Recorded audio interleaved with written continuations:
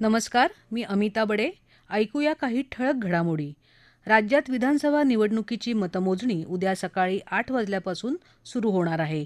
मतमोजणीची सुरुवात टपाली मतांच्या मोजणीपासून होईल आणि त्यानंतर 8:30 वाजल्यापासून मतदान यंत्रांवरच्या मतांची मोजणी सुरू होईल.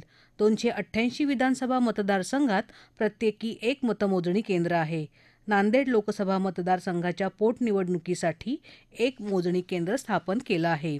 प्रधानमंत्री नरेंद्र मोदी यांच्या हस्ते येत्या 25 नोव्हेंबर रोजी जागतिक सहकार संघटनेच्या आंतरराष्ट्रीय संमेलनाचं नवी दिल्ली इथं उद्घाटन होणार आहे.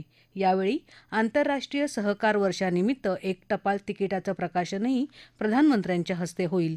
भारत आणि ऑस्ट्रेलिया दरम्यान सुरू असलेल्या 5 कसोटी सामन्यांच्या मालिकेतला पहिला दिवस गोलंदाजांनी गाजवला. पहिल्या दिवसाचा खेळ संपला तेव्हा ऑस्ट्रेलियाचा संघ 7-बाद-67 असा अडचणीत सापडला आहे. तत्पूर्वी नाणेफेक जिंकून प्रथम फलंदाजी करण्याचा निर्णय घेतलेल्या भारतीय संघाचा पहिला डाव अवघ्या 150 धावात गडगडला. छत्तीसगडमध्ये सुरक्षा दलांबरोबरच्या चकमकीत आज किमान 10 माओवादी ठार झाले.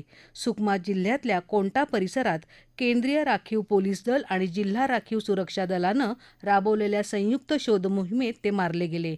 त्यांचे मृतदेह सुरक्षा दलांनी बाहेर काढले असून मोठा शस्त्रसाठा जप्त केला आहे.